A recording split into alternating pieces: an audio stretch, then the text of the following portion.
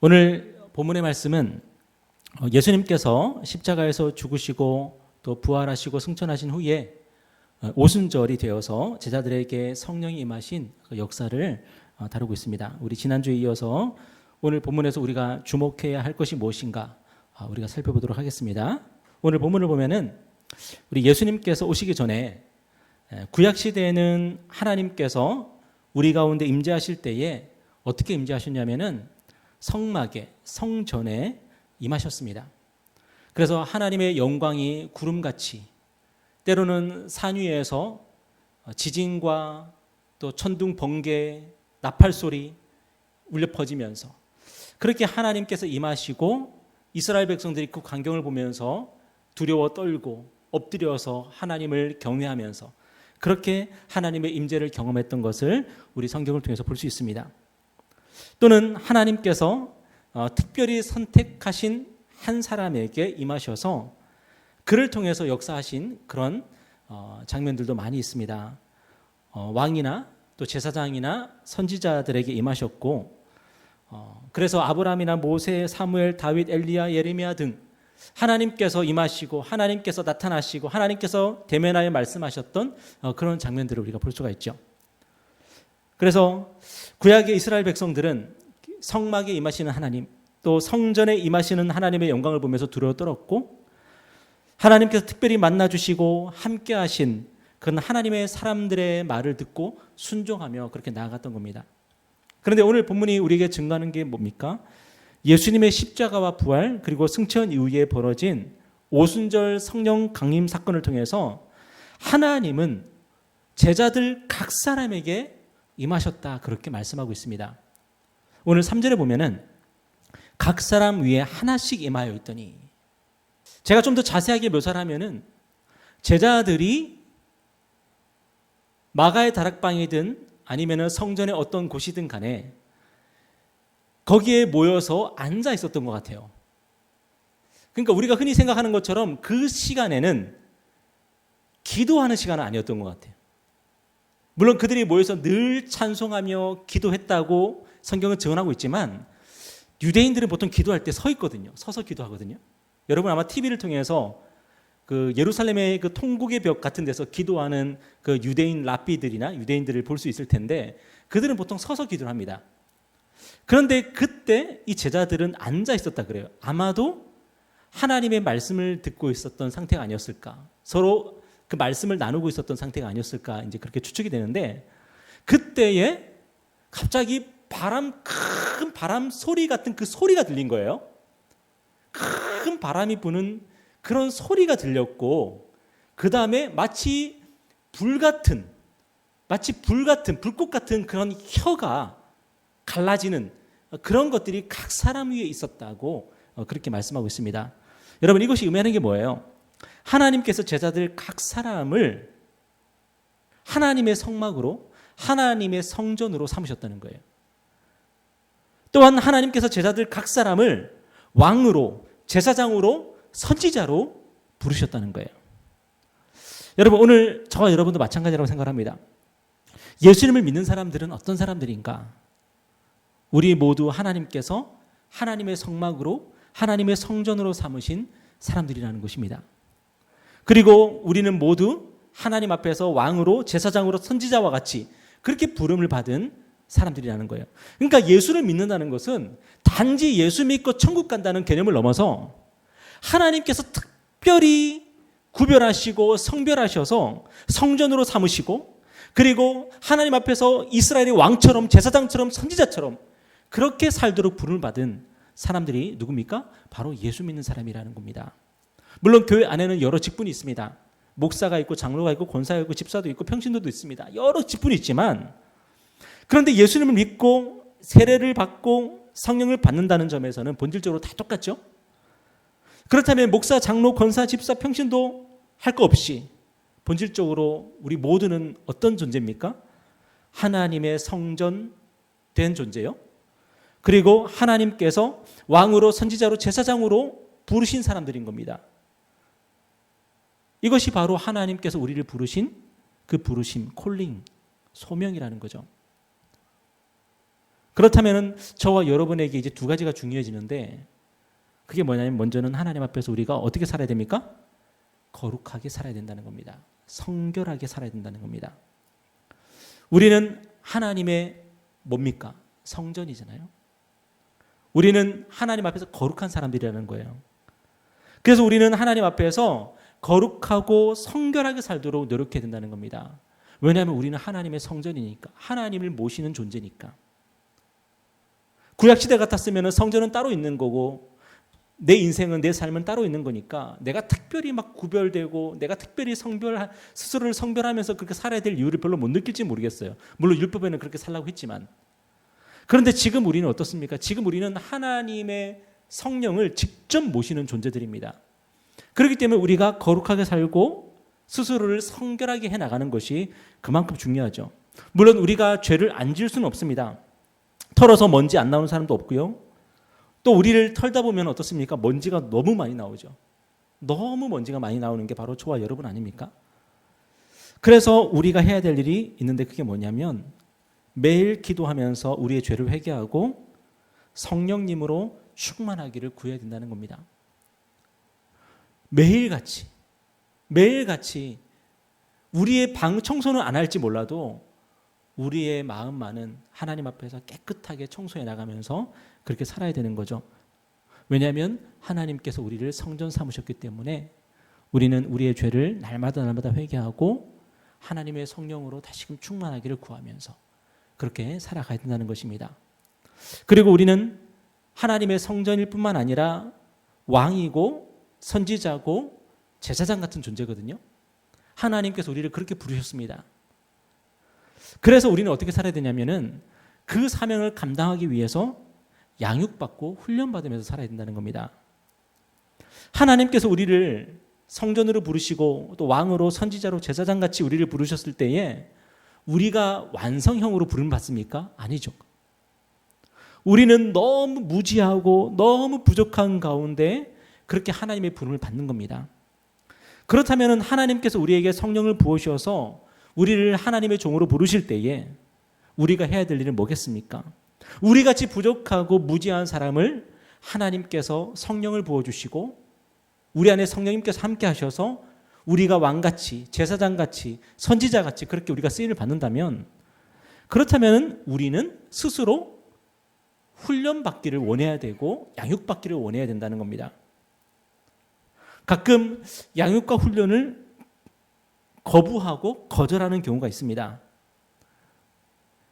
물론 힘드니까 어려우니까 그렇게 할 수 있지만 본질적으로는 하나님께서 우리를 어떤 모습으로 부르셨는지를 잘 모르는 거죠.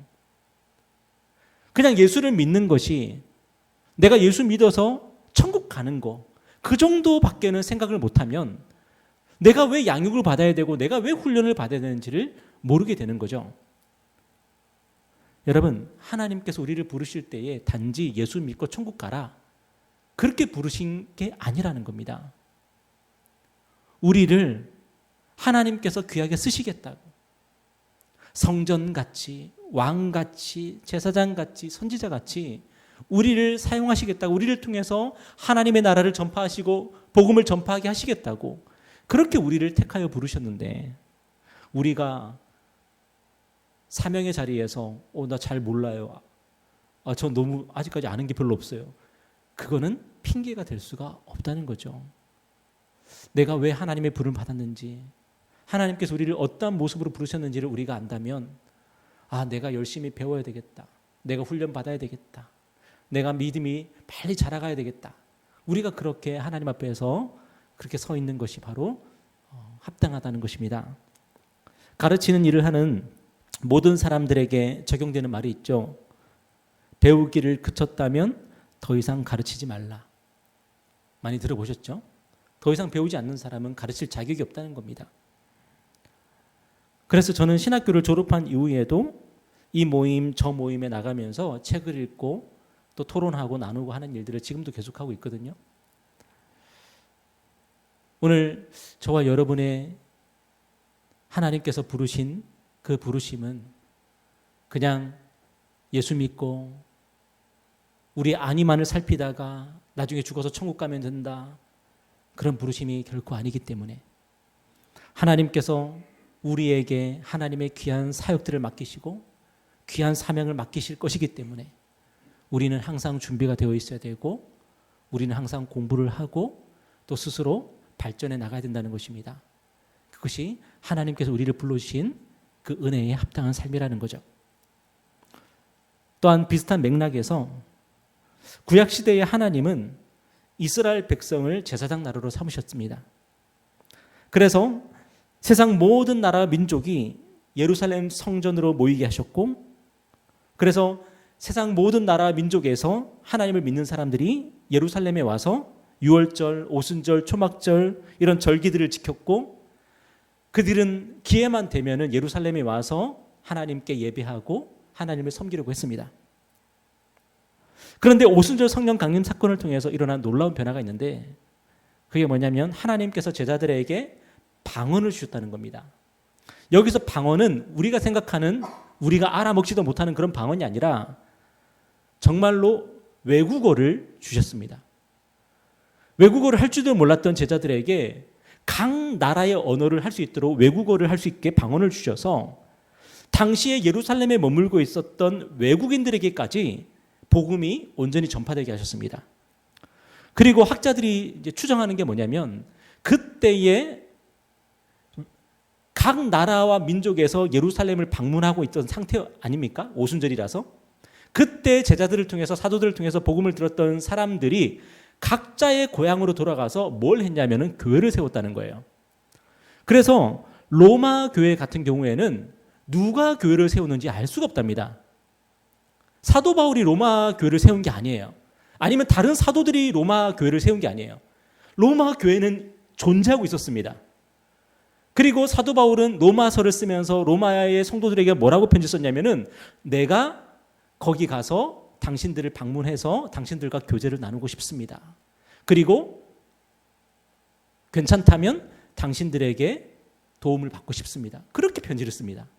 그러니까 사도들이 가서 교회를 세운 곳도 많지만 사도들이 가기도 전에 이미 교회가 세워진 곳이 많이 있었다는 거예요, 당시에.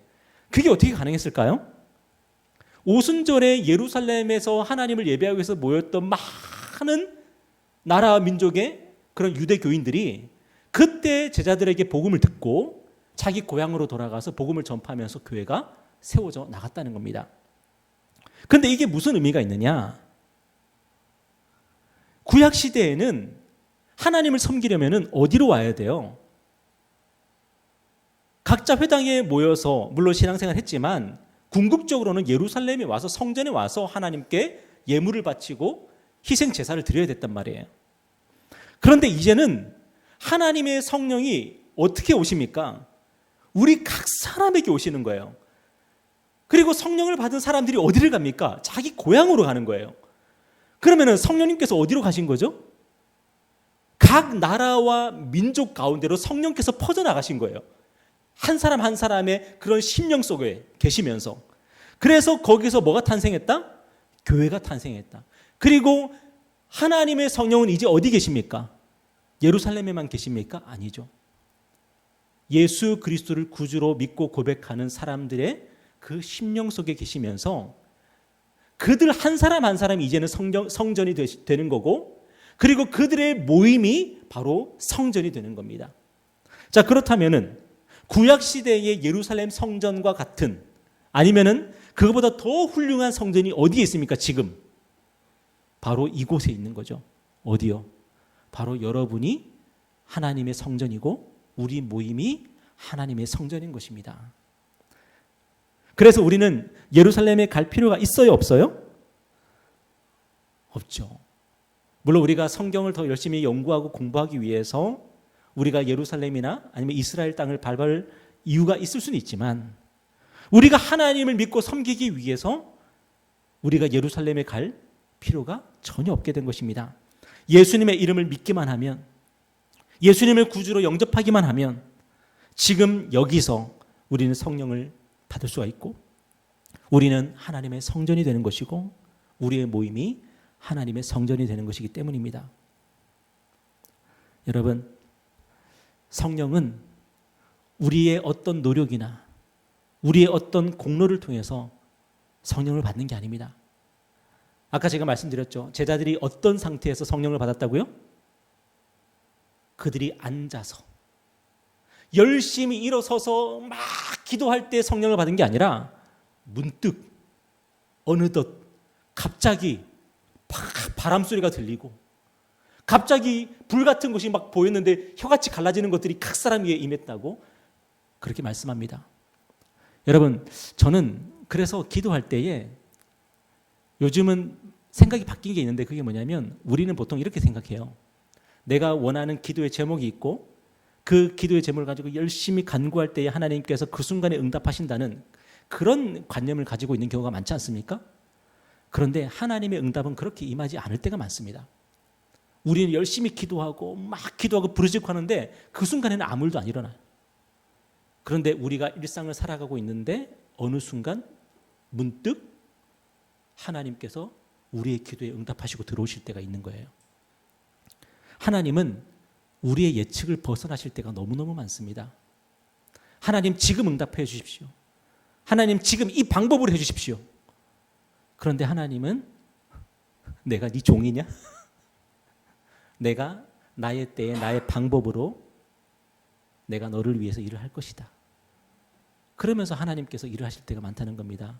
그래서 오순절에 제자들은 지금 오십시오 하면서 기도할 때가 아니라 그들이 모여서 말씀을 듣고 있을 때 그때 하나님의 성령이 임하는 것을 경험했고 하나님께서 시키시는 것을 따라서 그들은 예루살렘에 나아가서 하나님의 복음을 전했던 것입니다. 이 대표적인 예 중에 또 하나가 있죠. 누굽니까? 이방인 중에서 최초로 예수 믿고 성령 받았던 고넬료. 고넬료가 어떻게 성령을 받죠? 베드로가 예수 그리스도의 복음, 하나님의 말씀을 전하고 있는데 그때 베드로도 생각지도 않았고 고넬료의 그 누구도 고넬료 가족 중에 누구도 생각지 않았는데 그 순간에 하나님의 성령이 임하셨습니다. 여러분, 하나님은 바람 같은 분이십니다. 우리 예수님 말씀하셨듯이 바람은 어떻게 분다? 임의로 분다. 바람은 언제 불지도 모르고 어디에서 와서 어디로 가는지도 모르겠는데 그런데 반드시 바람은 붑니다. 우리가 몰라서 그렇지. 여러분, 그런 하나님이십니다. 그 신실하신 하나님을 믿고 우리의 때는 아니겠지만 우리의 방법은 아니겠지만